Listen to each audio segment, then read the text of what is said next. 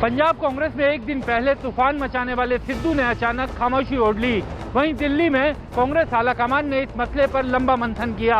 Captain Amarinder Singh की कांग्रेस की committee के सामने मुलाकात हुई। कमेटी ने बैठक के दौरान कैप्टन अमरिंदर सिंह से ऐसा फार्मूला निकालने को कहा जिससे सांप भी मर जाए और लाठी भी ना टूटे। यानी कैप्टन अमरिंदर सिंह को अपने हिसाब से सरकार और संगठन की चीजों को दुरुस्त करना होगा ताकि चुनाव में किसी तरीके का नुकसान ना हो। लेकिन इन सब के बीच सिद्धू कहाँ हैं? विधानसभा पवित्र स्थान खड़ के कहा वाइट पेपर दूं, क्यों नहीं दिता? 3 रुपये बिजली देने को क्या क्यों नहीं देती? 5 रुपये बिजली देने को क्या 10 रुपये क्यों दे रहे हो? और लास्ट 6 महीने की याद आती है बिजली सस्ती कर दी। क्यों भाई आप विधायकों को नौकरी दी क्यों? कुर्सी बचाने?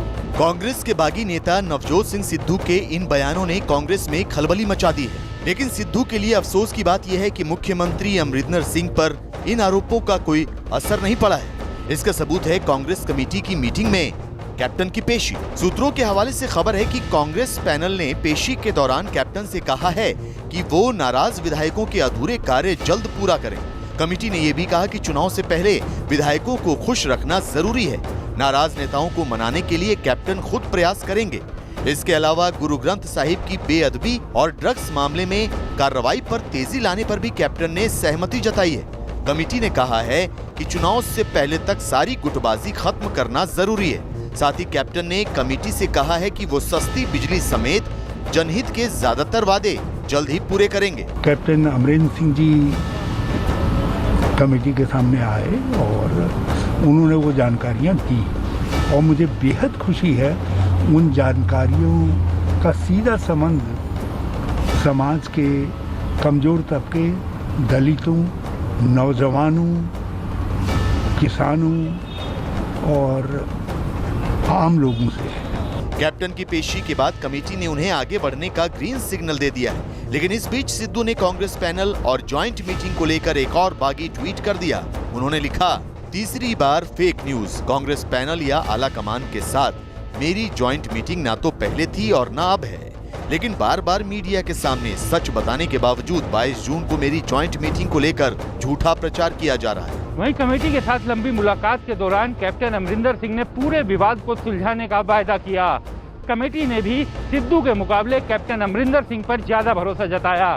सिद्धू के साथ दिक्कत यह है कि ना तो वो कमेटी के सामने पेश हो रहे हैं और ना ही पार्टी के मुताबिक सही मंचों पर अपनी बात कह रहे हैं। वो केवल मीडिया और सोशल मीडिया के सहारे कैप्टन और उनकी सरकार को निशाना बना रहे हैं। इसे लेकर आलाकमान भी नाराज है। वहीं उनके इंटरव्यू को लेकर पार्टी की कमेटी के सदस्य और राहुल गांधी भी खुश नहीं बताए जा रहे। सिद्धू के बयान और उनके ट्वीट जिस तरह से पंजाब में अपनी ही सरकार के खिलाफ विपक्ष को मुद्दा देने का काम कर रहे हैं, उससे कमेटी और आला कमान दोनों खफा हैं। खबर है कि सिद्धू ने लाख कोशिशों के बावजूद कमेटी से बात नहीं की। इस तरह से वो आला कमान पर भी दबाव बनाने की कोशिश कर रहे हैं। लेकिन फिलहाल उनका ये दांव उल्टा पड़ता नजर आ रहा है। नहीं, ऐसा कोई बात नहीं है।